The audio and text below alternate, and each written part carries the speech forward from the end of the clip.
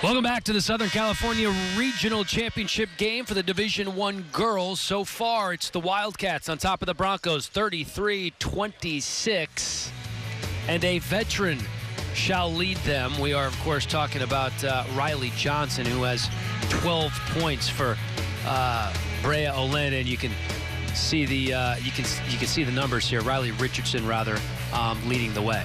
Jasmine Rochelle helping out for Brea Olinda. The rebounding, though, Brea Olinda is sending all their guards to the glass, and you're getting 5'1" guards out rebounding Vista Murrieta. This is where Vista Murrieta really needs to step it up. Even with the turnovers, Brea Olinda is handling Vista Murrieta. And I'll tell you, hats off to Brea Olinda. Jeff Sink told us before the game, look, we've gone to Kentucky. We've gone outside of California to kind of test the ropes. We've gone down to La Jolla. We've gone to Tennessee. We have taken on as many teams and gone in as many different atmospheres to get us ready for a state run. And right now, after the first half, that looks like a good game plan. That it did. We are underway in the second half here at the Pyramid, Long Beach State University. Brea, this young team, led by the senior Riley Richardson, who is going to be playing college basketball next year at Arizona State. Here she is on the baseline as she was double teamed, turns it over. Broncos going the other way, and Ulel tried to get that one to drop, couldn't do it. Here comes Brea one more time.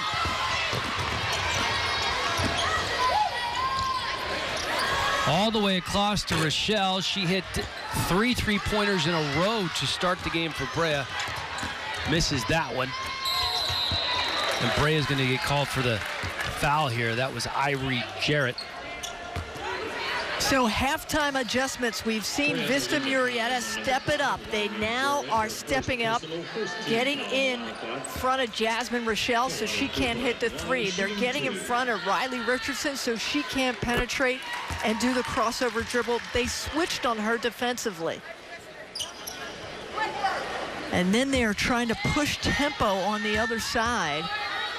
So Kurt Ruth having to make those halftime adjustments to get back into this game and try and catch the lead here. A couple of free throws from Kaylani Cooper, the junior, makes it a 5-point ball game.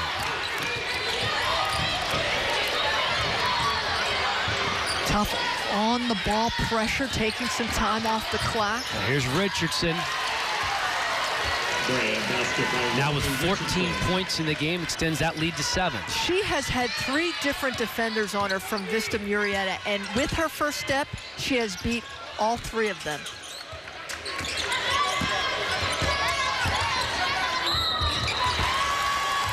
Jalen Brown working down low, foul on the play.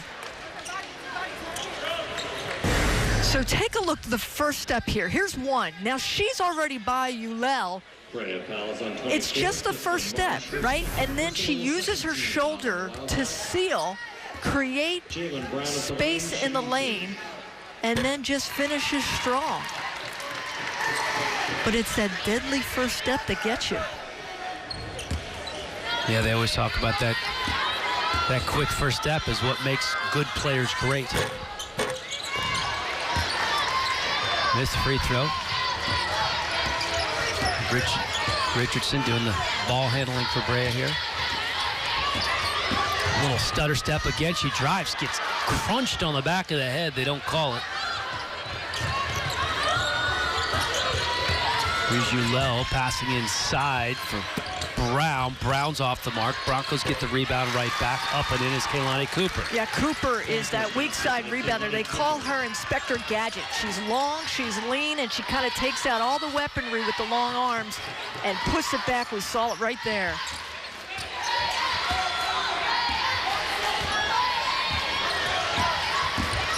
Here's Richardson working on Brittany Reed. She forces it and turns it over. Reed with the ball now, kicks it out to Ulel. Ulel for 3, no good. Oh, good look down low. Wide open, Tyoda Watkins underneath the basket. Riley Richardson finds her. Richardson's got the spotlight, and Watkins had the ball. Falling asleep transition defense. Great pushing the ball up the floor by Brea Olinda. Cooper for three. Got it. Boy, she had all the time in the world to take that. Thought about it, step back, has that space. I'd pull that trigger all the time. Hey, what do you know? 3-point game. Here's Richardson again on the drive. And that's twice down the floor. Richardson's taken on 4 different defenders in 2 possessions, and she's got to share the basketball. Kaylani drove the lane, kicks it out, but there was nobody home. So Brea gets the ball right back. Too early to press that button of sense of urgency. You got to let the game continue to come to you. Yeah, Richardson's got a lot of people paying attention to her, so this is a great time to get your teammates involved. What we're seeing by Vista Murrieta is they are getting their other teammates involved and starting to have different looks, like that one by Cooper on the outside.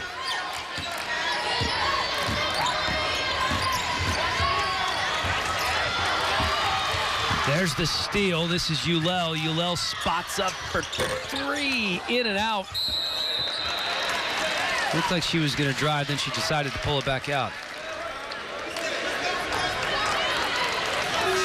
And Kurt Ruth trying to keep his team to keep that pressure on defensively. You saw they got the hiccup in the exchange with Richardson, and Ulel is that frenetic, tenacious defender that plays off so much emotion. And you can see she has been just bird-dogging Richardson. Richardson turns left, so does Ulel. She turns right, so does Ulel. Okay, we lost the tie. Jeff Sink has lost the tie, and we opened up a button. What is that telling us? It's getting heated in here. Yes, it is. See, that's why you're so good. You notice the little things.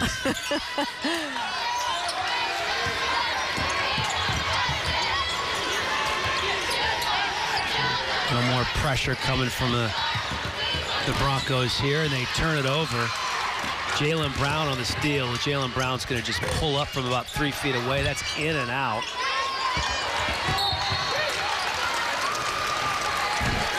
So I like how the Broncos have really stepped it up on the defensive end. They're denying that entry pass, getting into the passing lanes, using that as a way to run their transition offense. Well, they've trimmed this lead to 3. Here's Richardson again driving baseline, doesn't get it to fall. Rebound goes to the Broncos. Here's Ulel on the move. She keeps it herself. Little 3-foot floater, good. Great adjustments by Vista Murrieta. They have gotten and closed off baseline for Richardson. They're going to call an offensive foul on Jasmine Rochelle, who we've seen her hit a couple of threes. This time she decides to drive, and it did not pay dividends. Trying to make things happen on your own, not going anywhere, says Jaylen Brown, who takes the charge. You know, don't drive on Jaylen Brown. She's now taken 7 charges in 3 games. She knows how to play some D and get her body in the right place. All right, it's close. It's a 1-point game now. Brea's still on top, just by a skosh. We'll be right back.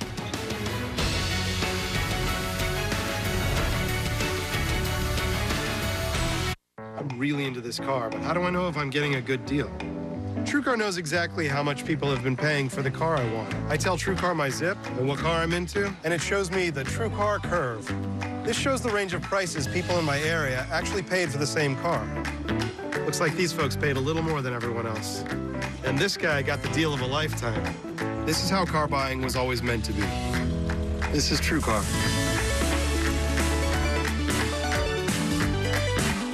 You! My fault? Your fault. You're right, it's my fault. Maybe both of us? Just the 2 of us. You're always on the go, and Time Warner Cable Sportsnet is right there with you. Just download the TWC Sportsnet app or go to twcsportsnet.com/live and find your TV provider to log in. Then you can access Lakers basketball virtually anywhere you go. Don't miss a moment of the action.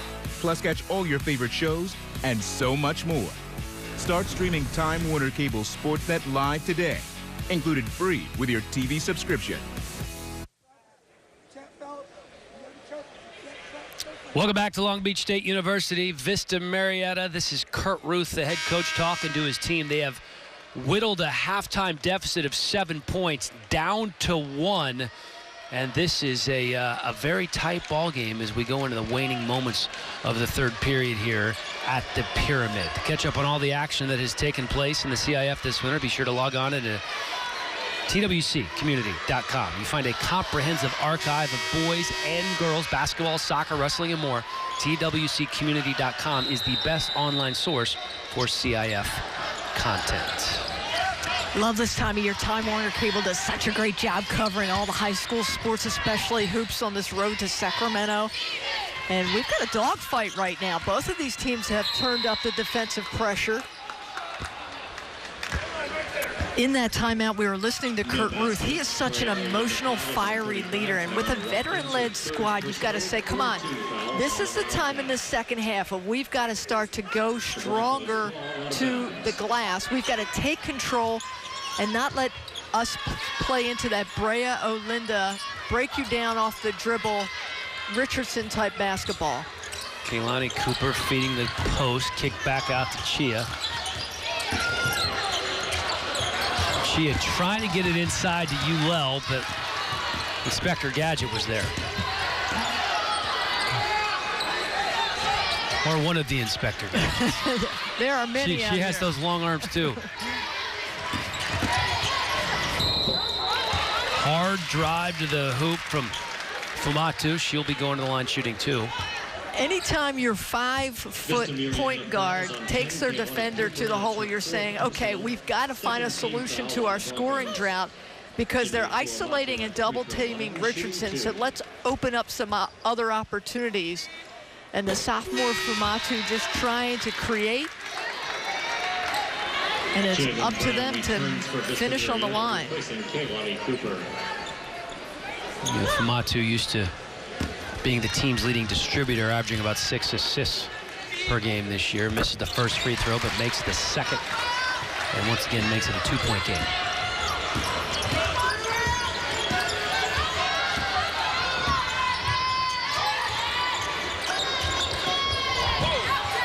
Brittany Reed feeds it inside to Brown. Brown trying to use the backboard. She can't get that to go. Brown had flash. They did not hit her in time, so she had to try and create and make up her own play. Timing just off a little bit for Vista Marietta. There's Fumatu feeling the pressure. Little stop and go from Richardson. Gets her own rebound. They're going to call a foul on the floor. Right thought by Richardson. A little, as you mentioned, mixed momentum. Stop, go, try and draw contact. Too many bodies there for Vista Marietta working the glass. Vista Marietta really has stepped up in their presence in the paint.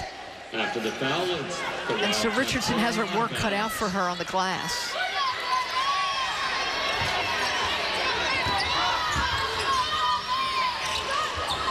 Deep three off the mark for Richardson.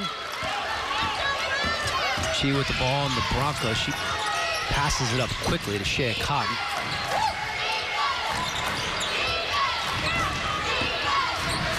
Reed with a deep three. Oh, off the foot of Richardson. Chia comes up with it. Nice pass to Cotton. Cotton doesn't convert. Rochelle with the rebound. Here comes Brea.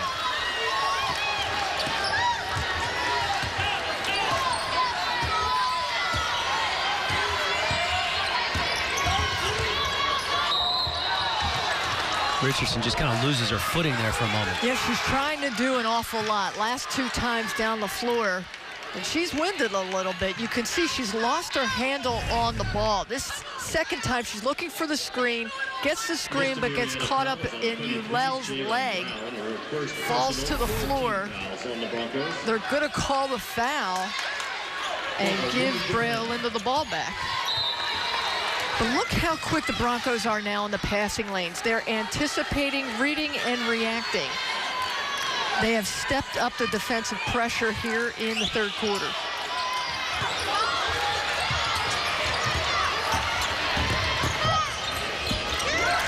Off the glass, that's Tyona Watkins. And when you get that overplay, you can go back door, and that's exactly what Watkins did there. 4-point ball game now. Brea Olinda up 40-36. Chia gives to Brittany Reed. Reed drives and hits. Broncos basket by Brittany Reed. This Vista Murrieta team just not going away. Too much savvy, too much veteran experience.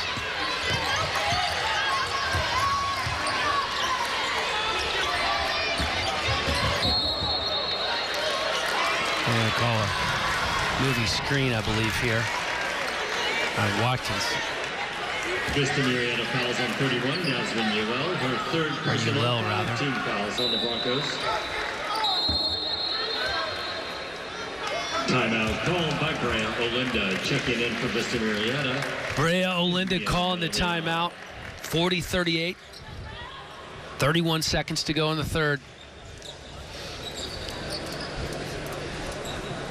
Brea, we have talked about so much in this game, coming in as the younger team of the two, one of the least experienced teams that Jeff Sink has had in his 22 years at the school. You can see the resume here, still pretty strong considering the amount of youth on this team.